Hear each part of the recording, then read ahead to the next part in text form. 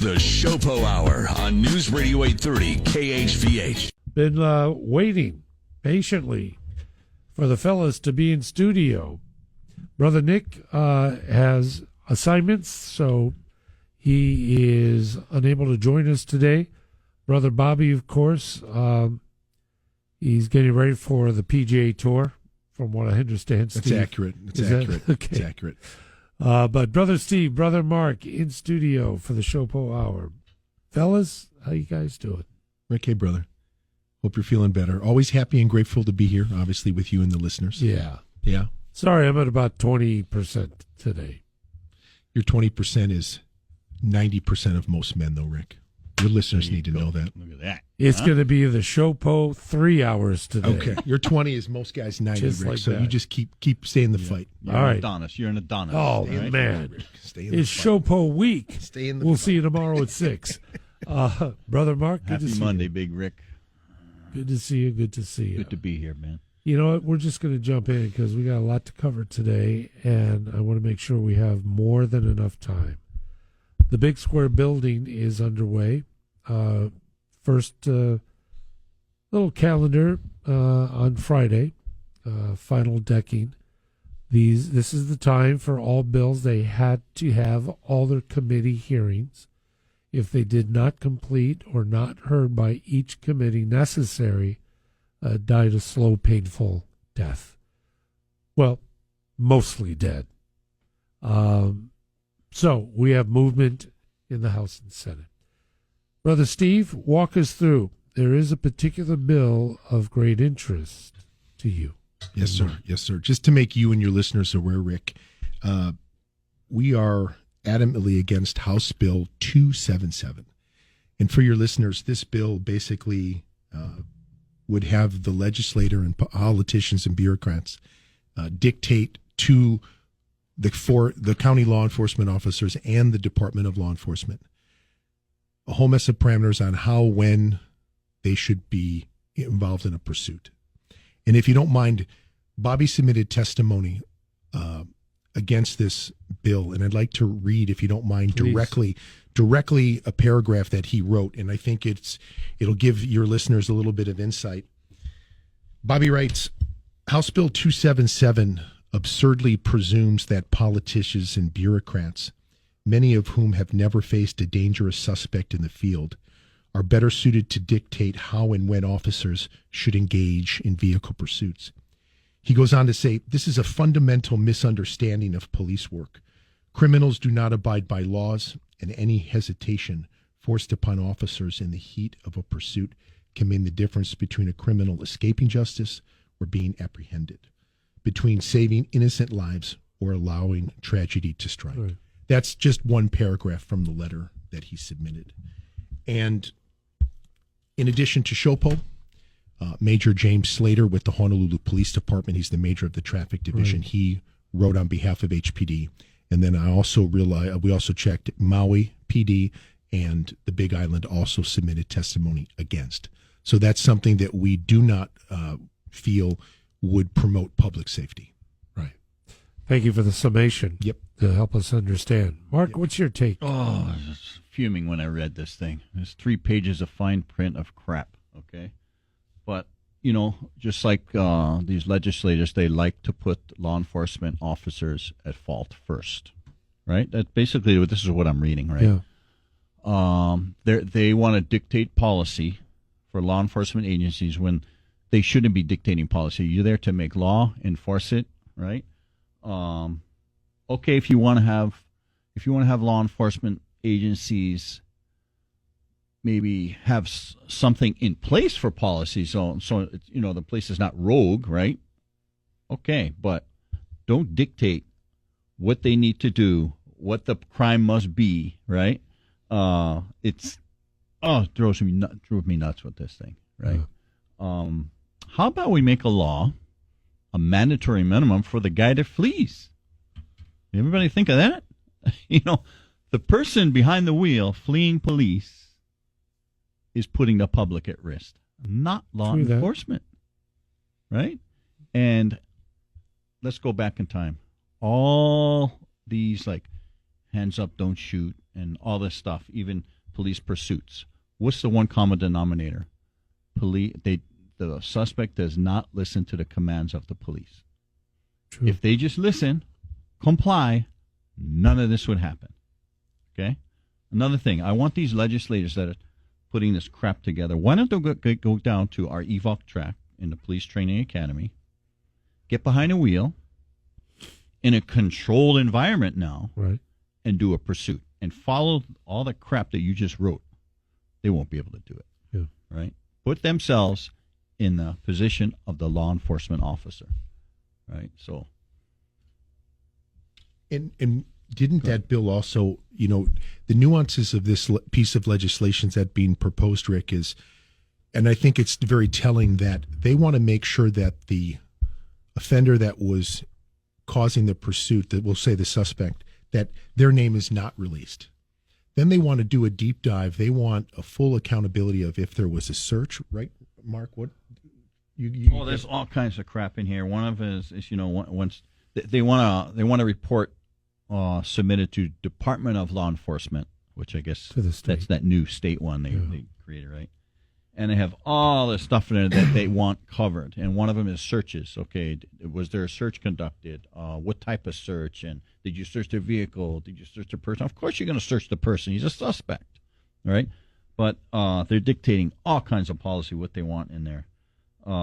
Again, they don't want the name of the suspect released, right? So, just as a layperson, what the hell are they talking about? Why is there time and effort being put into a statute when this is de rigueur what police officers do every single day? Yes. And the only thing I can see when you mention Department of State law enforcement is to give some viability to the creation of this agency. No offense to anybody. All I'm saying is that the duplicity is cray-cray. And remember, it wasn't that long ago there was speculative conversation about how sheriffs and Department of Law Enforcement would have traffic patrols and et cetera, and our highway patrol, if you will. So I don't know. I think there's nothing that is practical from what I can hear on this, Steve.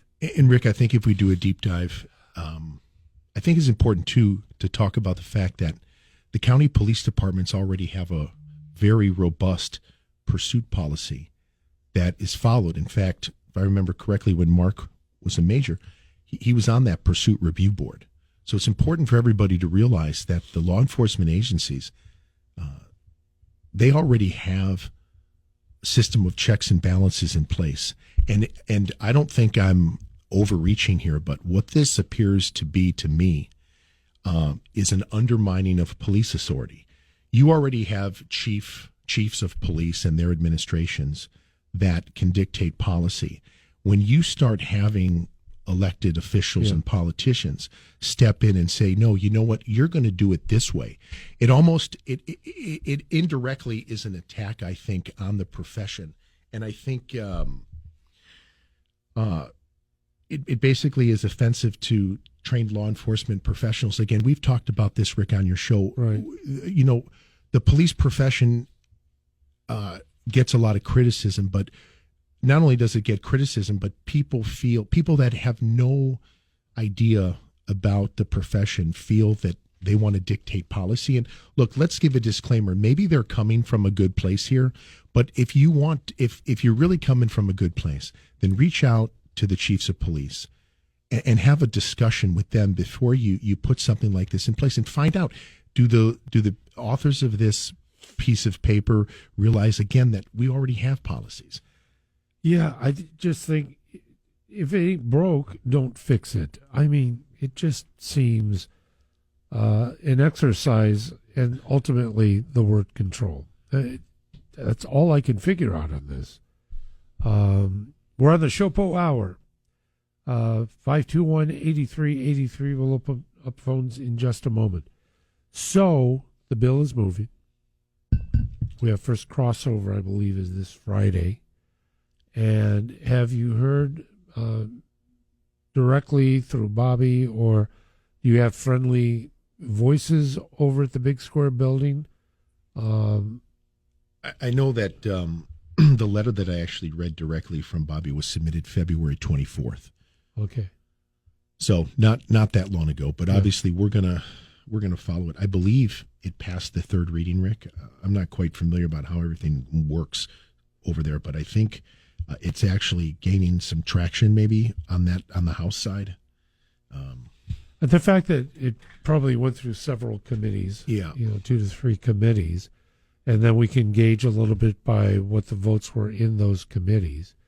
Because if it does continue, if it makes crossover, then there's second crossover, and that's one of the amendments and the changes and all that, then it would get to full chamber votes. Yeah, and can I just bring something up? I think when listeners think of police pursuits, they see a lot of pursuits on the mainland where trained officers are able to do various maneuvers to stop the pursuit. I think people have probably seen pit maneuvers being used by various state patrol law enforcement agencies. Here in Honolulu and the other counties, we don't get to do that. But I feel you have other agencies, Mark, and we were talking about this when we were coming up in the elevator. You have leaders in other police departments and state agencies that give the green light to their cops to stop this pursuit, and they don't just let the offender go away. Now, we can articulate the roads and the conditions, and that's what these legislators were talking about, Rick, but it's just interesting to see that on the mainland there's more of an aggressive approach to stop these pursuits and not just let somebody get away. And granted, it's not a direct comparison, but it's just we need to be able to do our jobs effectively. Yeah. There's police professionals that have policies. There's a system of checks and balances. We don't need elected leaders that may mean well, but have no experience in our profession trying to tell departments how they need to do police work. That's the issue here. Mark? So the mentality of the mainland departments is the longer the pursuit goes, the more danger. So they want to stop that thing as fast as possible, right? And then let me go back to Honolulu Police Department has one of the strictest pursuit policies in the nation. Being on the Police Pursuit Review Board, every single pursuit is reviewed. The command has to come in, explain it, and even the officer have to explain their actions.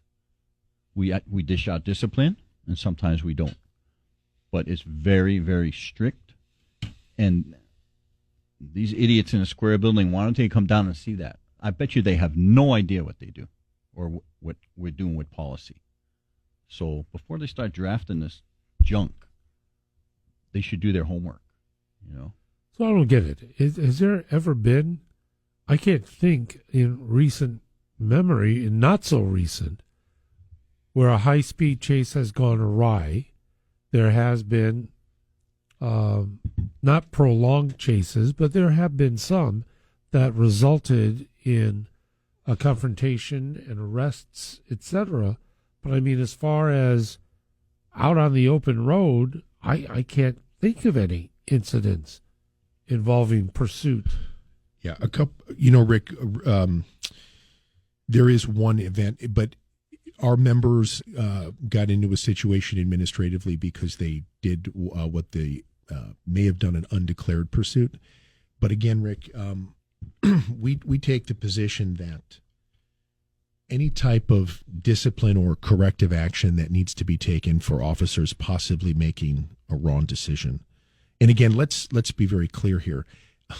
We need to make life split-second decisions so quickly. But let's say, as Mark was saying in the Pursuit Review Board, an officer is found to have not made that correct decision.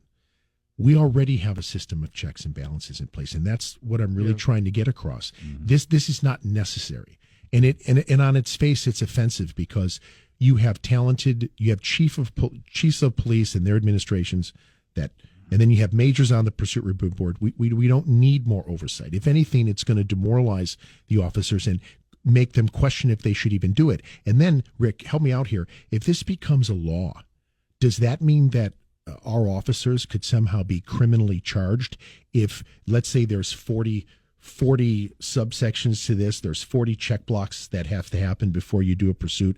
Let's say there's one check block that doesn't fit. Does that mean that the officers would get somehow charged? Perhaps, is that what this is suggesting?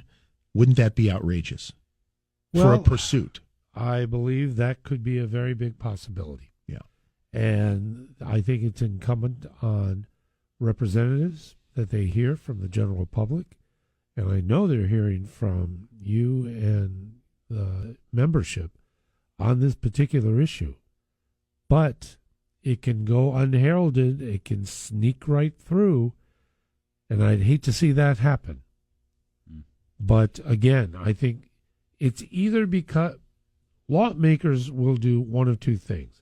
They will react to a situation that takes headline fireworks. You get every single lawmaker in the world, oh my gosh, what we got to do? So if there's an event. And secondly to that, it is without a doubt control. And that's why the state law enforcement being cited as the clearinghouse or whatever the role is, I think is an example of that. So there we go. But, Well, like I said before, when these guys draft these bills, they never come to law enforcement and say, hey, what do you think about this? Yeah. Good idea, bad idea, what do you guys need? They don't do it. They just off the cuff, and it's a mess. But my thing is, Rick and Mark, if they were to come to law enforcement, they would realize that there's already a system of checks and balances in place that were created and designed by law enforcement professionals.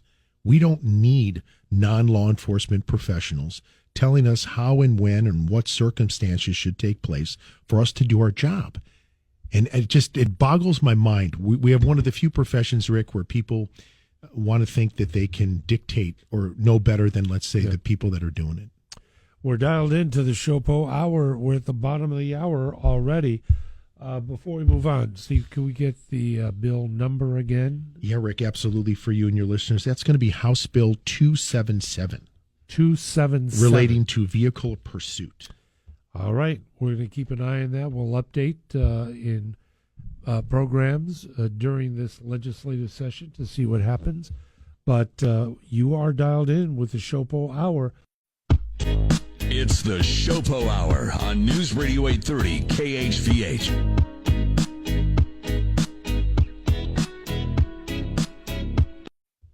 A lot on the agenda there. I was just searching, and I noticed from yesterday to early morning, there was a substantial amount of MVC on calls, on the call log. There was a ton.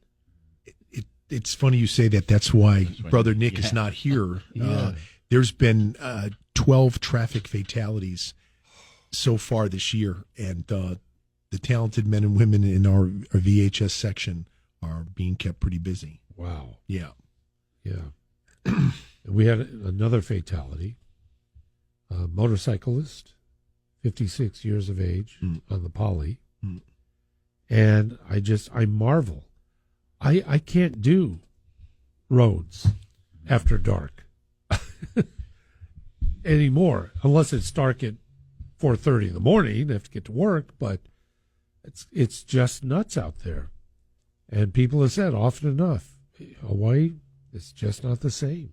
Yeah, that and the roads are terrible for driving. These roads are in bad condition. Even when they're paved, they're bad. Yeah, and Rick, as you're telling me a motorcyclist passed, that happens with, unfortunately and tragically, with frequency here. Yeah.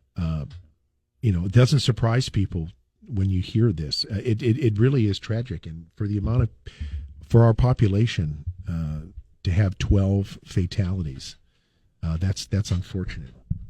Yeah, if I'm not mistaken, I believe the number is actually 14. See, okay, so it just went up. Yeah.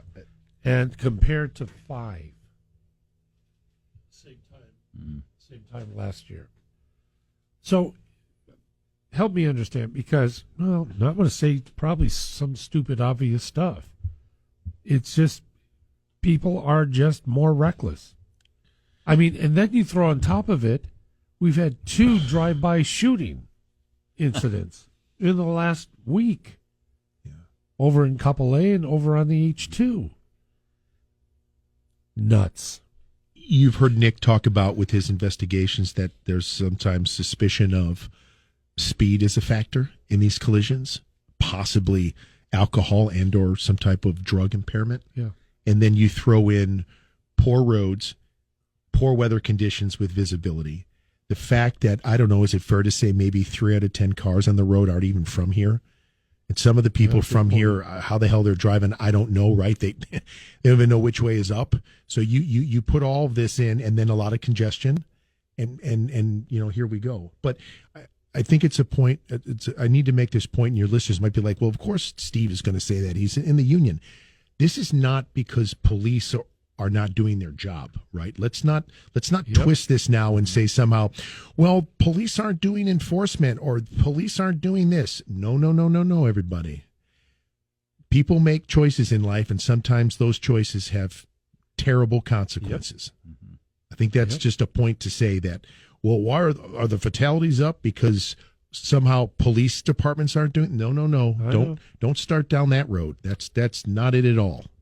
We do the road, but we do the DUI enforcement. We do the speed enforcement. Remember, the city and county police departments have designated traffic divisions that have officers specializing in enforcement related to our roadways. So I needed to say that. I'll tell you what, and you've repeated what I said in the early 6 hour. Okay, yeah. And this was in regard to a shooting that took place in Kalihi a couple of weeks ago. An arrest was made. Shooting occurred at 3:40 in the morning. Arrested a 16-year-old boy. Mm.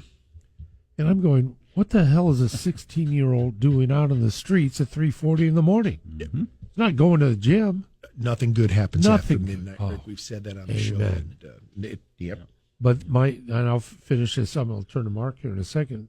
The statement I made was this: don't blame the police. You can't blame police. Oh, we're the cops. They should be. No. Where are you as a parent? Where are you having control, influence, support, everything that a parent does?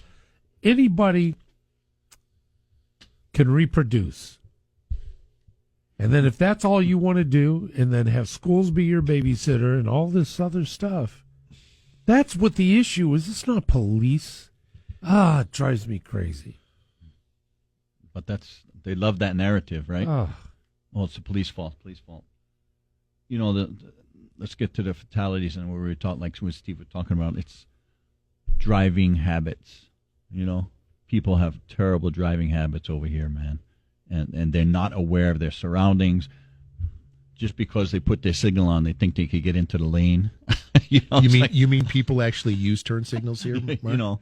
And then they're supposed to merge, but they stop. Yeah. I mean, the driving habits are terrible here, so that has a factor in all this stuff, right? Can I just say real quick? Yeah. We've been to the Philippines. Mm-hmm. Yes. Yeah, I was going to bring that up, dude. Yep. Oh my gosh! Not a rule on the road. Yeah. Nothing. Organized chaos, though, right? And everybody know. And I didn't see one incident. The entire, we had a driver, thank God, because I couldn't do it. And I'm watching, I'm looking, and it's crazy. One thing I learned: how do you get a driver's license? And my cousin says, "Oh, it just depends on how much money you want to pay for it." I said, "Don't you have driver's education? Don't you have to pass a test?" No. You just, when you're ready, go down, pay the money, they give you a license, you drive. And I went, well, we got to get that again coming on home. Go ahead, Mark. Sorry. So exactly to your point, it's just the awareness of the drivers, right? So I've driven a car and I've driven a moped in Thailand, in Bangkok and in outside, right? I feel safer driving there with a moped than I do here. And I have a Honda PCX, which is a scooter, right? I could go on the freeways with it, but I will not, right? I don't trust the people here driving. I don't either. I'll drive all day long overseas. Yeah. Because they're aware, right? So, the 16-year-old, right? Yeah. And like you alluded to in your 6 o'clock hour, you could put a police officer every 20 feet. It's not going to make a difference. They're going to be out on the street. That is a direct result of the court system, not hammering these people. Let them go, They didn't have crayons in the room when they were growing up. And poor kid, right? Same old thing. So, how does that get reversed? I brought up with Chief was on last Thursday. I asked him straight up, do we have a Scared Straight program? Scared Straight, for me, as a kid, watching that on television, PBS, WTTW, Chicago, Illinois. Same. I remember. Yeah? Oh, kidding me? We can't have that, but we need to have trans stuff to help the kids, That they'll spend millions of dollars on, but not to keep them out of jail. Come on. Right? Wow. It's going to be a 3-hour show. Yeah. I'm just saying. And Rick, we have, we have officers that work real hard in the Police Activities League, right? It's for our community affairs. I'm sure Chief probably alluded to that. And I think it's just two ways of looking at things. You want to have that positive reinforcement and you want to build a relationship with the kids. But at the same time, I think there is some valid learning that can take place when children see that there's consequences for bad behavior. And also, if I remember in those programs, you actually incorporated current inmates. Yes. To actually scare, quotes, the kids straight and have some heart-to-hearts with them. Yes.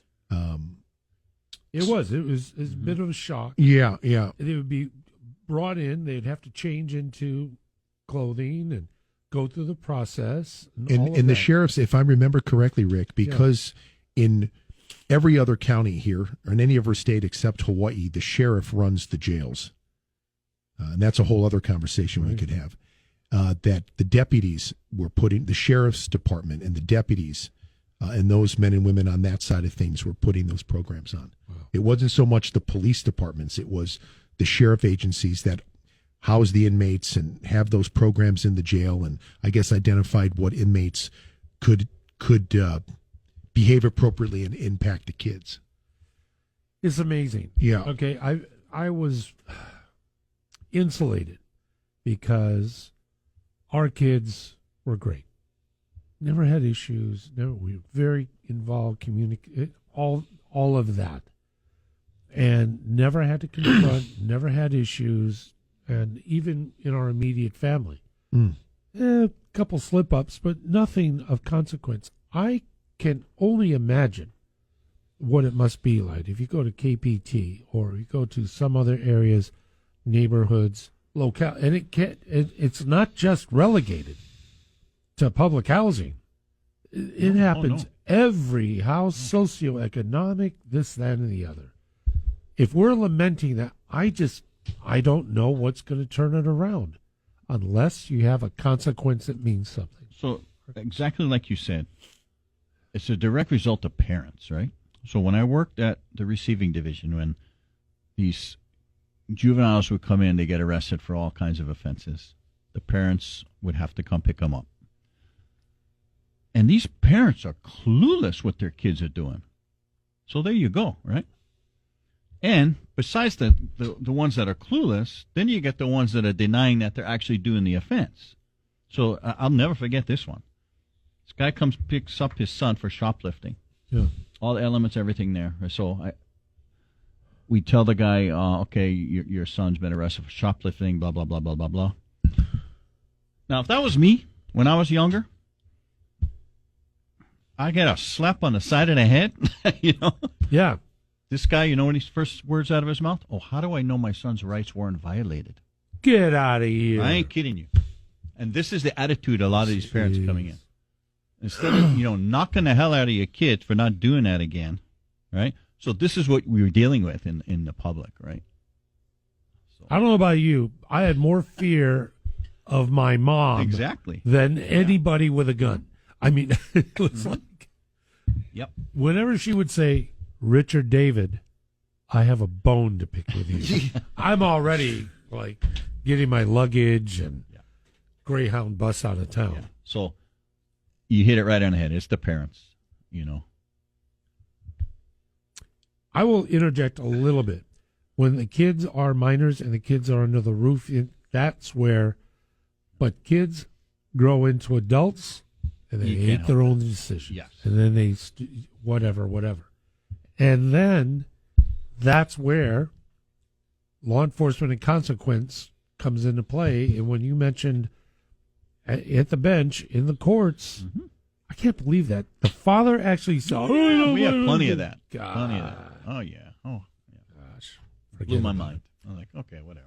7:48 in the morning. If we would like to learn more about Shopo, how do we connect? Well, besides listening to your program here, Rick, please come visit us at shopohawaii.org. From our platform there, you can reach us at Facebook, Instagram, and X. Love it. Love it, love it, love it. Thanks for being with us at 7:53 in the morning, heading right up to the top of the hour at 521-8383. I know I haven't really called for calls, but if you'd like to jump in, we can probably take a call or two if you'd like to be a part of it. 521-8383. Well, of course, I'm looking at my notes, and I can't read my own handwriting. That's all there's to it. Don't worry about me. That's it. Oh, COVID hazard pay. How are we doing? Understand there was a announcement made in the news, but sure. So obviously, Shopo's working with the different counties to get our members justly compensated for working. Here in Honolulu County, Rick, we've reached terms. Our members voted and ratified to accept a agreement that was put up to the city. And then the city council is going to partake in making sure that that's a green light, and then we'll be all set for Honolulu County. We're currently negotiating with Kauai, and we're optimistic about that. Maui has already gotten their settlement, and then Big Island will be next. Silly question, but is Shopo connected with other unions and their settlements? So, for instance, HGEA, Shopo here, there's some interconnectivity between unions, or are you completely on a separate islands as a group? It's a great question. I would say that fundamentally we're on separate islands, but I know for Honolulu County, with the negotiations with Mayor Rick and his team, that certain union leadership were together for various talks. Gotcha. So separate, but some of the talks were face-to-face, where Bobby and UPW and some other leaders were together. Yeah. Graduating classes, how often does this take place? I understand we've either recently had that and promotional opportunities.